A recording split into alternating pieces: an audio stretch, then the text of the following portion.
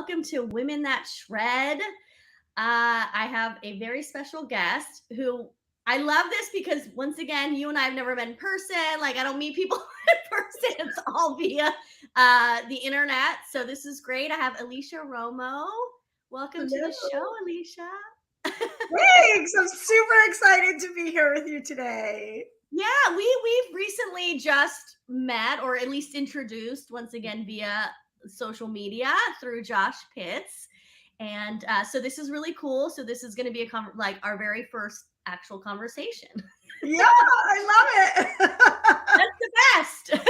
Right. Let's just get raw right away, live with other people watching. Yes, exactly. Those awkward moments, let everybody see them. But rarely there's an awkward moment. We're good. Right, exactly. I'm pretty So, social, so I can talk to anyone, so it's all yes. good. I know. I was going to say, I think you and I will be perfectly fine. Have plenty of talk. When we'll hit the 30 mark, believe me, we'll be like, oh my gosh, already. So, you're in Arizona. Yes, That's in the Phoenix area. Okay, I have to ask you really briefly about the weather because I'm here in San Diego and I was just talking about how I'm struggling just a little bit. I'm tired because the last 2 days, the IMB conference, it's been in Coronado. And it's funny how many people have flown in from all over the country, and so many people are so disappointed by our weather right now because it's like low 60s and then Right. you're by the ocean, so it's breezy, and everyone's like, it's freezing here. Yes, it's cool, but you guys flew in from like Michigan, Right. like snowing. There's no snow in San Diego right now, right? No, nothing. So how is the weather in Arizona? I'm curious because I'm going to be out there in a couple weeks. Well, for us this week, it's cold for us. However, like you're saying, if people are coming in from snowy places, when we say it's cold, they're going to think we're crazy, right? Yeah. And it's about the same. It's been like low 60s. I think yesterday was like 59 as a high, which is really cold for us. Yeah. Oh, wow. Okay. Yeah. See, so everything's changing. Everybody Hopefully has when you weather. come in a few weeks, hopefully we'll be back in the 70s. Mid-February. My daughter is a freshman at University of Arizona. Nice. Sorority Moms Weekend. That is so awesome. I know, I'm so excited. That's cool. That's cool. Are you driving or flying? Driving. Nice. Yeah, it's 5.5 to 6 hour drive, so it's not bad. Yeah. Yeah. But awesome. Ellicia, so I want to make sure that we go ahead and talk about the fact that you just wrote a book, right? And the topic of the show, building business through building relationships, that's essentially what your book is about, right? Correct. So the book is called Love Your Business, Love Your Life. And it'll be coming out really shortly. I just approved the final version of the fonts and the whole bit. And I just have to submit my bio and then we'll have a launch date. So as soon as I know the launch date, you will be one of the first to know. Okay, good. And yeah, it's all about building your business through building relationships, keeping a sustainable business and having fun doing it.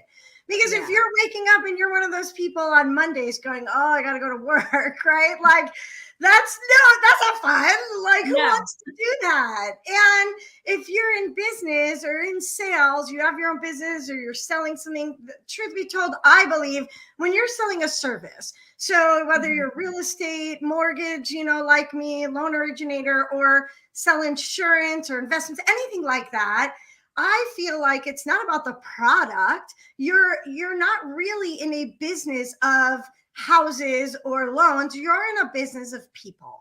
And when you can work with people and you can become a people magnet, your business is going to grow and thrive. And you'll have more fun if you're doing that with people you like. And so for me, it all started after I had gotten divorced. I left the business of insurance and investments and I moved into the real estate side of things. And I was going through a divorce. And we all know when you go through a divorce, sometimes friends separate, friends disappear. They don't know who to stay in contact with, right? So I was reinventing my life. And I was like, I need new friends too. So I got in the industry. I started going to networking events and I started looking for friends. And my friends became my business partners. They became my clients. Lines started merging, and people, I had a business coach at one point ask me, how many hours a day would you say you work? And I said, I don't know how to calculate that, because sometimes I'm going out with friends that I also do business with. So do I put that in like a personal column, or do I put that in a working column? So what did they say? What column did they say to put it in? It was like impossible to calculate. So she kind of gave up on it. Okay. I had a realtor, one point, I'm in mortgages, and I had a realtor I would walk with 3 days a week. Well, sometimes we would talk about our personal life. Sometimes we would talk about our shared clients. Like, how do you count that? Right. Yeah. But it made being in business fun, because I went hiking with people that I did business with. I went walking with people I did business with. I went to happy hour with people I did business with. And so when people talk about separate business and personal life, to me, that makes no sense. And I'm the same. Yeah, I believe the same thing. Like I don't separate in the sense, and I'm the same person when I come into the office.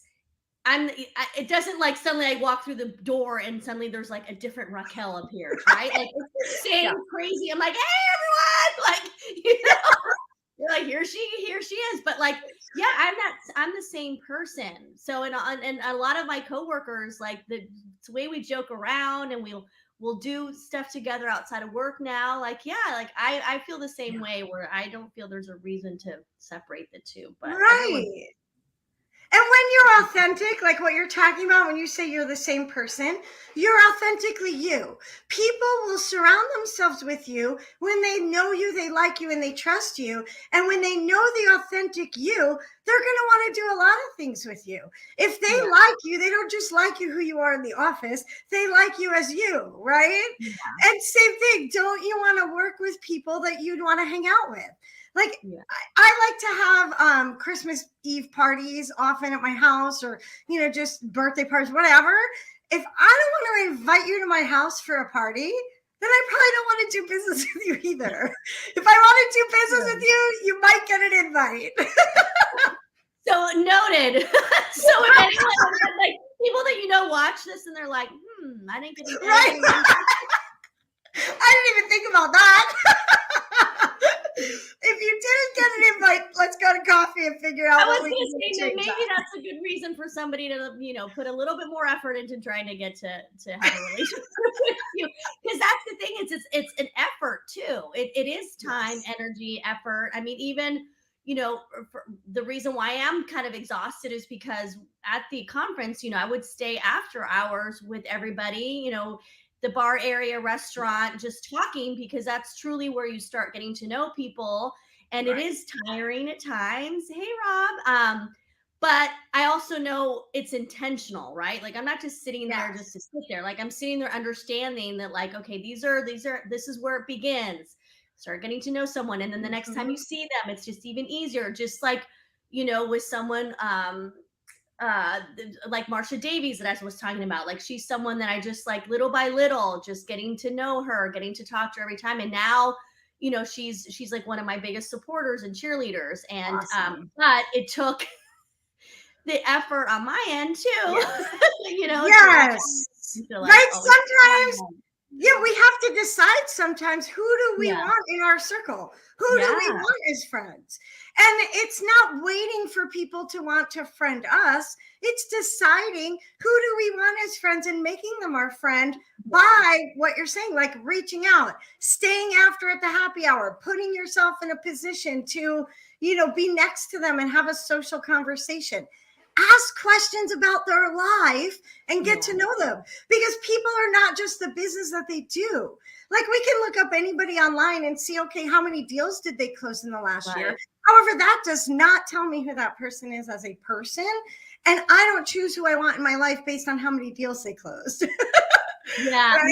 And the thing is, us being in the mortgage industry, it's funny how, like when I was selling my condo, or people know that I might want to buy something, everybody's like, chomping at the bits to see like who I would use, right? Oh, Because it's like that we would know be all so these hard. people, and at the end of the day, it's interesting because I will tell you this. Obviously I have a lot of like really close relationships with real estate agents and so forth, but I ended up going with a real estate agent that when my mom and I, we were looking on, like, it was like realtor.com or something. He was the first person to call my mom. Like literally 2 seconds later, he calls my mom, and we ended up meeting him that day. He was on top of it. And this was a couple years ago. But I will tell you this, when I first met him, automatically we had this connection through UCLA and basketball and sports, and we had like all this commonality, and I really liked him. And I told him, I said, Noah, like, I don't know when I'm going to look, I'm still in Leesburg. I said, but I tell you this, I will use you. And guess what? 2 years later, I'm very loyal. And he kept in touch. Right. So like, Nice. that's the thing too, is like, sometimes it is kind of random, but there still has to be that connection, and there still has to be some commonality there. Yeah. So, I'm sure everybody's like, wait, you ended up going with someone who literally just called you from the website because they had a lead or whatever. I'm like, yeah. So, you never know. So I do want to throw that out there. That's awesome. I love that story. And like you said, I mean, when you have commonality, you can have conversations. And when the conversations flow, again, that whole know, like, and trust factor, you obviously built it quickly with him. And sometimes you can build fast, and other times it takes time, right? Yeah. But in person, I'm the type of, I'm really big on like feeling people's energy and just knowing it. Like, I know you have great energy, and so there's something to be said about that. So I didn't know how good he was or anything, but he's been fantastic and has been wonderful. So it worked out. But yeah, like even with loan officers, I will tell you this, like I have a couple loan officer friends that are in different companies, and I love them so much that I don't know, maybe if I moved to the state that they work at, maybe I'd be more inclined to use them. I'm just saying that, like, a lot of times too, it doesn't really matter who you're working for. It really is about right. So, absolutely. I tell people that all the time, whether it's realtors or loan originators, it doesn't matter the broker or the company or whatever. Like, your business is you. Like, people follow you. They don't work with you because, like, I'm at Nexa Mortgage. Nobody's going to call me up and say, I want you to do my loan because you work at Nexa Mortgage. Like, they're going to call me up because we made a connection in some way, or I know someone that they know that they were referred to me, right? Same thing with realtors. It's not because of the brokerage rat. And I got to laugh and tell you, I think that I've been in my house for 20 years, partially because of what you're talking about. If I was going to sell my house, like, I don't want all my realtor friends mad at me. I have to just keep my house. I know. I ended up using one of my best friends, but you know what happened is I called another girlfriend of mine because I had told her, like, I would love to use her, and we've met through NARB, and she's a really close friend of mine. But I called her and I said, listen, this is the deal. I'm going to go with my best guy friend because he's really knowledgeable of the area and he lives really close by to me.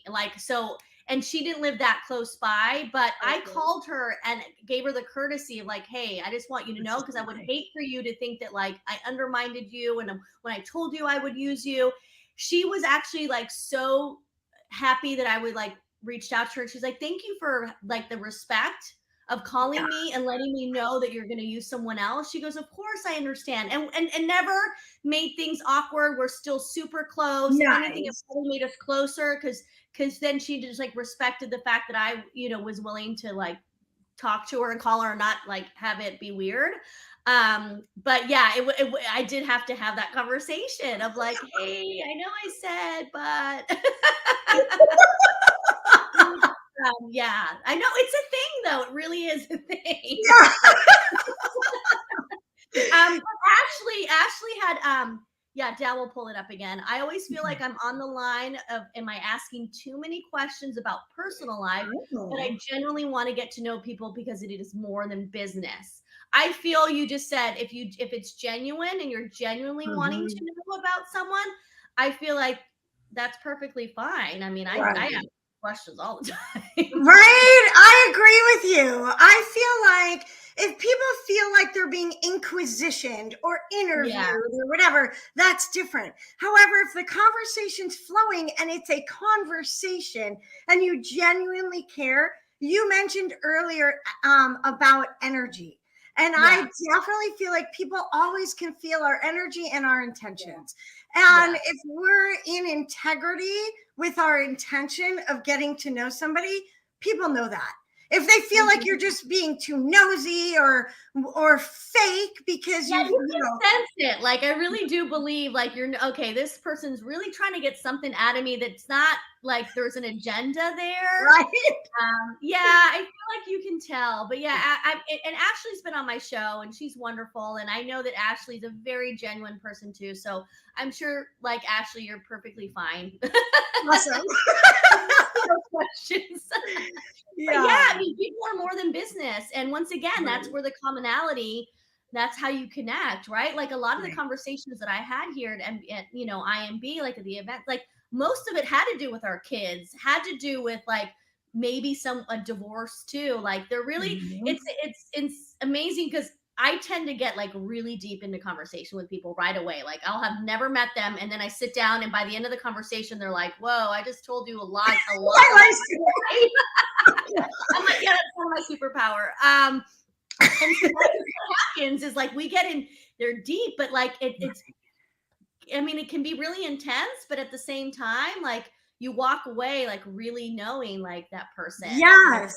Like And it's so easy after that for you to know, do you really want to maintain a friendship? yes, Or was this like an I met you and great and it's good to know you? And I'm one of those, I never burn a bridge if I can help it, right? However, I don't have to invite everybody out to coffee or everybody out to dinner or everybody everybody to to your my house. house. But I love to ask people about their kids, or so what do you like to do when you're not at a networking event, or what do you Yeah. like to do when you're not working? And sometimes I'll find out like I love to hike. Maybe they're going to talk about hiking and it's like, wow, now we have a common ground. And so I'll ask deep questions too, pretty close. Yeah. And then I find out, do we have something we can relate on? Do we have something that can keep the conversation going? And if they walk away feeling like I just became their new best friend and I feel the same way, then most likely we're going to have a time and place to do business together.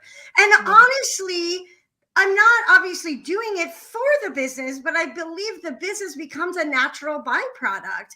And Yeah. sometimes it's not now, and I never know when. Some of my closest and best friends and clients today, when I first met them, was a total no on business. I have a story in my book of a great friend who owns a Remax office right now, Dennis Rosval. When we first met, I was selling ads for a real estate magazine at the time when the internet was getting huge and everybody's like, don't put your money into print, go online, go online. And we're Facebook messaging, and right away he's like, no, like I will never buy from you. Like, and I think he felt bad, right? So then he Yeah. started messaging, I hope I didn't hurt your feelings. And I'm Aw. like, that's not good. I know it's not for everyone. Well, we wound up being at the same event like within a week. And he's like, oh my gosh, you're the one that was messaging on Facebook. Fast forward, he had some other, like he was running realtor tours. So he wasn't buying from me, but he said, do you want to come to my tour? Do you want to maybe sponsor the tour? And you can meet people that way. I mean, honestly, over time, he is to this day one of my closest friends, and I can attribute multiple clients that I met through him, even though he and I cannot do business. And a few years later, I switched from selling ads to working for a title company. A few years after that, got in the mortgage business, which I've been doing now almost 10 years. However, years later, we were able to do business together. Yeah. At the time, though, it was a no between him and I. However, because I wasn't shutting down building a friendship, Yeah. I met other people through him that built business with me. And Yes. that happens every day if people will let it. Most people, They let it, they have to allow it. yes, and not go, oh, you said no, next, I have no use for you, right? Like, I literally had someone tell me that. Surprised that there are people like that. They literally like, oh, it's a no. They don't. Okay, then you know what? Moving on. It's like, wait. Like, no doesn't mean like forever, but I guess some people take it that way. I'm not. Yeah, I don't. No, it just is like, all right, a little bit of an obstacle in the moment. Right? I mean, we could be competitors today and in a year be partners. You never know. You never know. Like, it's crazy. There's two people that just joined NAF that like years, I've known them for years, and I'm like, I would have never imagined that like we're now on at the same company, like, ever. And now we are. So it's like a testament to like, yeah, you just never say never. Exactly. And I actually had somebody at one point, literally at an event, say to me, you know, I was working in title at the time. He said, I've never gotten a referral from a title rep. I have no use for you. He literally said that, literally. And within 6 months of that, I moved over to a mortgage company, and he was sold insurance, property casualty. He wanted to meet loan officers. And when I moved over to the mortgage company and I was at a branch, right? I'm representing 150 loan officers at that time. And who comes knocking at my door? Of course I don't want to work with him. Right? We have no use for me. Wow. I know. See, I don't, and that's the thing is like, hello, there's consequences to you shutting the door to people, right? Like, I mean, that's the thing. Yeah. Oh my gosh. But like even with Josh, like, so Josh and I have known each other for years, and I always knew in some capacity we would somehow collaborate or work together or something, right? But like, it took several years for him to give me the opportunity to host Women in Shred. But like, I knew, and so we made the effort to continue to, maintain our friendship. And I've never met him in person.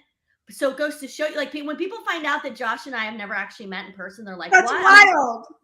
But look at how we're able to still have this business relationship and do this, because you can still have that like, know, and trust without meeting someone in person. You can have that. Like, I know a lot of people still doubt that, especially when it comes to social media. A lot of people are like, yeah, but how can I trust that person if I've never met them? I'm like, you'd be surprised how many people I trust. Right?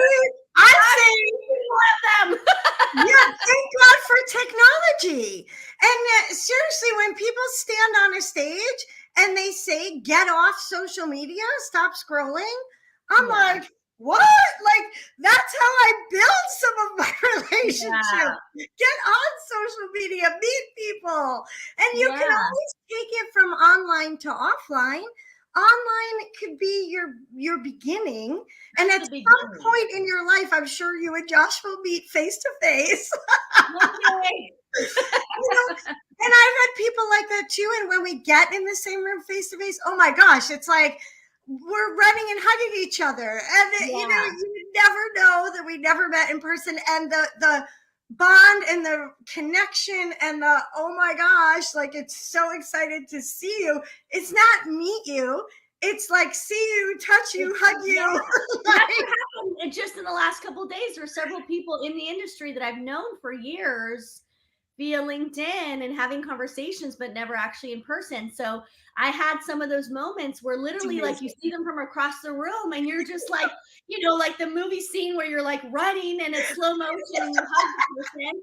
And then it's like this automatic, like, we've known each other forever. And so that's like what's really cool about the social media aspect of it all, because I know that there's a lot of things that people don't like, and I get it, but I truly feel that if you put that time and energy offline, and I mean, that's like where the magic happens. And just like you said, then building those relationships in turn are going to help your business. And then if you're working with people that you love, guess what? You're most likely going to love your business and love what you do. So it's all goes hand in hand. You just wrote my book. It's like the Cliff Notes version.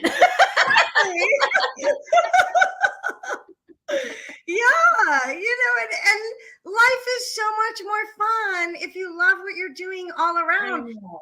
Compartmentalizing for me doesn't work.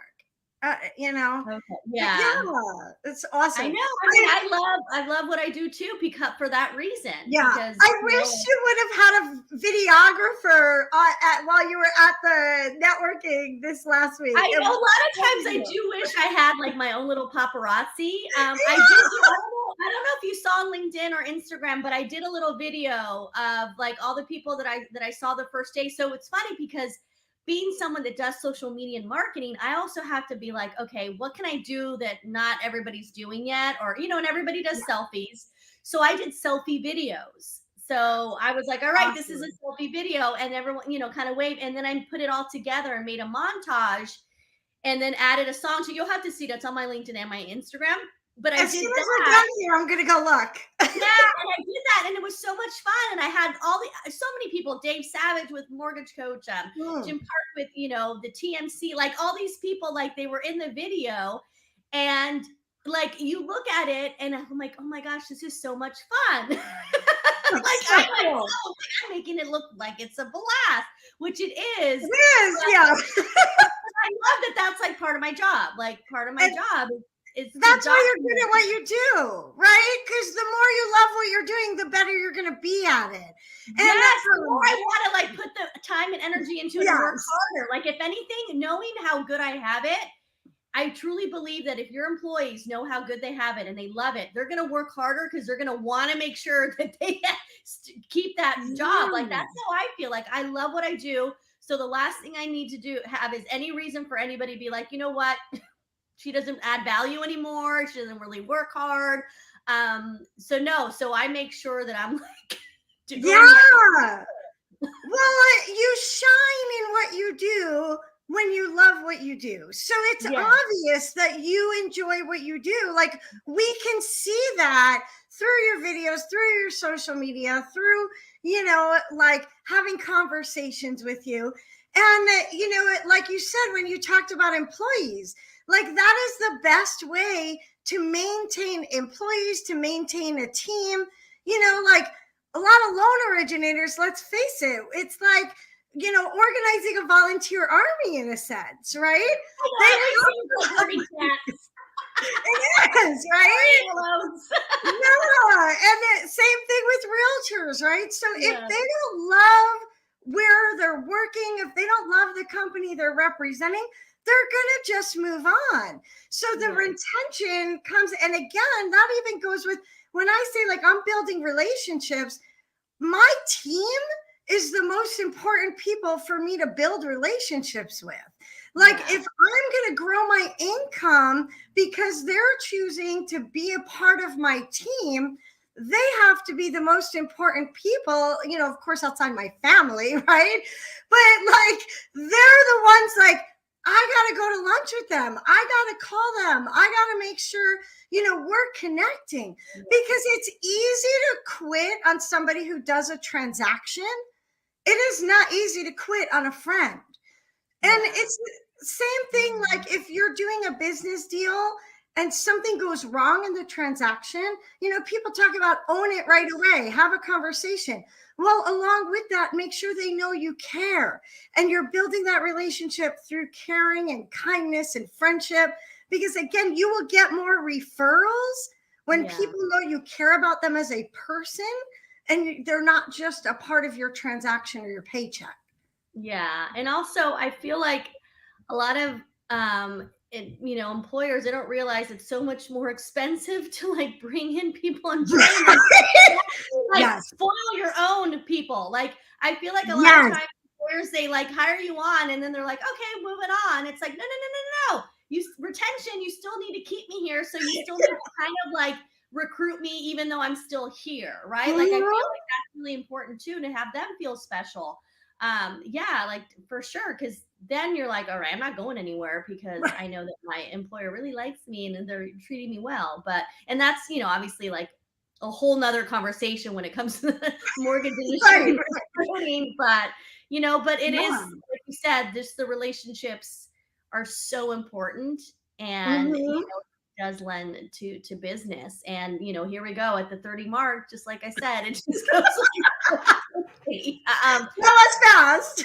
Yeah, it was. But what's cool is that you'll definitely have to tell me about the launch because I always have repeat guests on here. I've had people on here that have been on here at least a couple times. So Okay. we can always do something when you have your launch. You can come back on and promote it because I think it's something that is prevalent. Is it relevant? Prevalent?